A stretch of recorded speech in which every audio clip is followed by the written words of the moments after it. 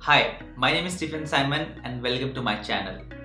This video is shoot out to all the engineering students no matter they're in final year or in the first year. Getting a job after your graduation is something we all expect during our tenure of a student. And in this video, I'm going to share you 5 tips that will help you prepare for your first job. Coming up.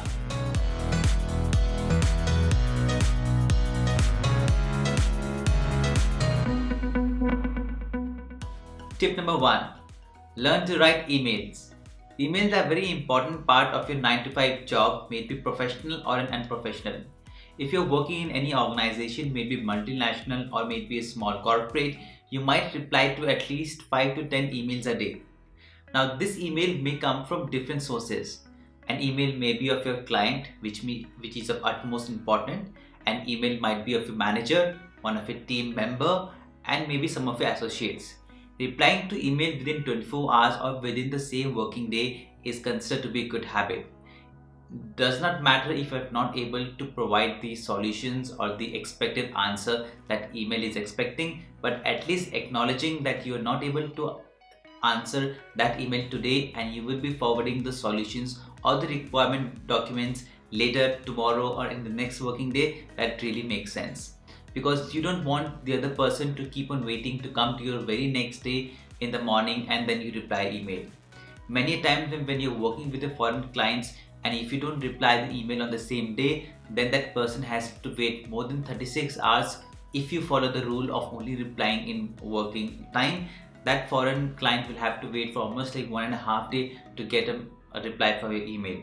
So if you're getting an email, no matter at around 5:30 or at 5:45, when you need to leave the office, make sure you drop an email or you set a setting that I'm out of office now and I'll reply you the moment I get back. An acknowledgement to an email as soon as possible is considered to be a good habit. I would suggest go to YouTube, go to different websites and actually learn how to write a good email, as in where to use respected sir or ma'am and where to use dear. When do you put up your salutation and when do you put not? In most of the cases, you don't put your salutation when your email is going through a lot of threads. If there are multiple people involved and that email has actually become a kind of chat, you don't want you to put your signature or your designation in every single email. So that is one thing that I suggest, but frankly speaking, you should go to different platforms and actually figure it out on how to write a good email. Tip number 2. Now this is something I really faced problem when I started my professional career, and that was wearing formals. Now I usually make videos specifically for engineering students, that is why I'm saying it only for them. It applies to everyone that engineering is a professional degree course. Remember, engineering is a professional degree course and not a traditional course. Your 4 year for graduation not only teaches you the practical and the theoretical skills that are required to succeed in your career, but it also expects some professionalism. If you come from a decent college, I do expect that every semester or every alternate semester they have an exam that checks whether you are wearing formals or not, whether how good are you in interview or not. So when you go to a corporate world or in professional life, and now in most of the IT companies, people don't ask you to wear formals. That's totally fine. But I can still say some of the top companies, or I should say the companies who are client facing, they may ask you and they often ask you and they will ask you to wear formals. And that is, being a fresher, you're not comfortable. So what you can do, since your engineering is itself a professional degree course, start wearing formals once a week.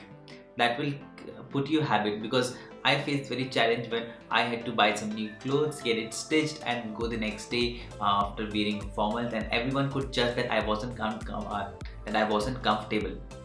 So wearing formals, put up a habit once in a week, is not going to do any harm and it will nothing do bad, but it will enhance your personality and you'll be very confident when you go to your office. And I suggest that you should be putting on formals at least first day at office.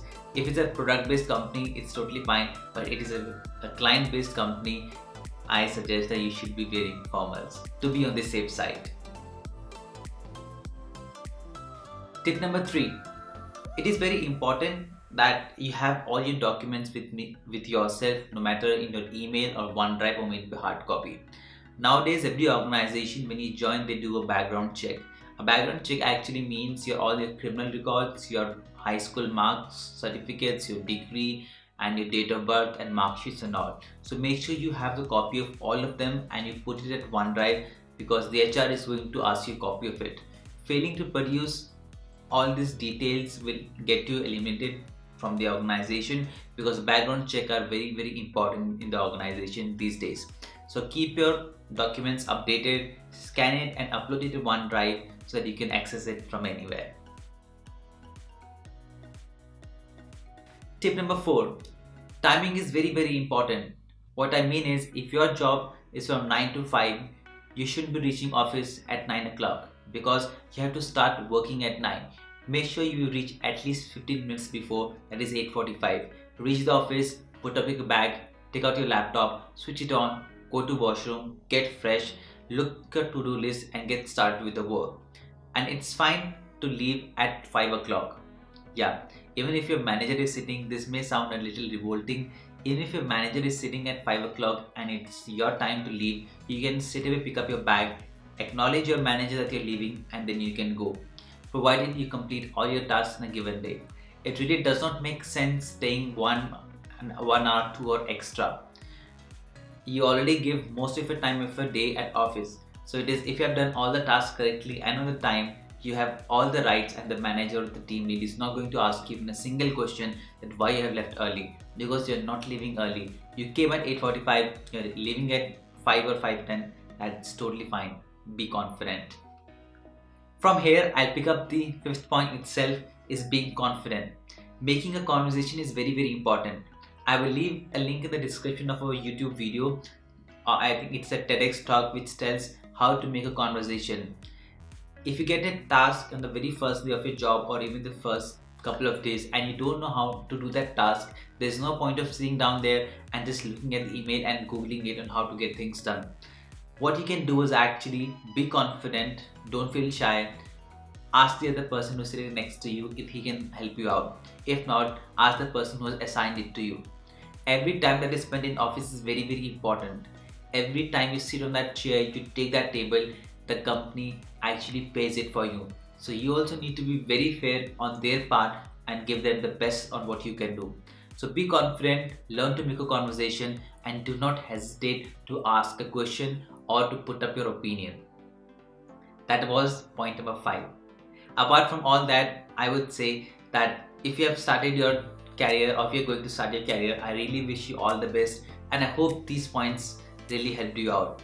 And if you're not looking for a job, you want to be an entrepreneur, you want to have a startup, believe me, all these points are also going to work for you. Because if you're an entrepreneur, you'll have to write emails to your clients, you'll have to do pitching, which requires confidence.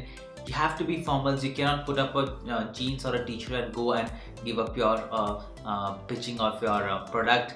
Yes, you can be the next Mark Zuckerberg, but at least we live in the Pacific area. It's better to be on the safe side and put formals and go. And that's all I believe in from my side in this video. I hope you liked it. Don't forget to like, share and subscribe my channel. I'll make sure that I come with such content as soon as possible. Till then, my name is Stephen Simon. See you in the next video.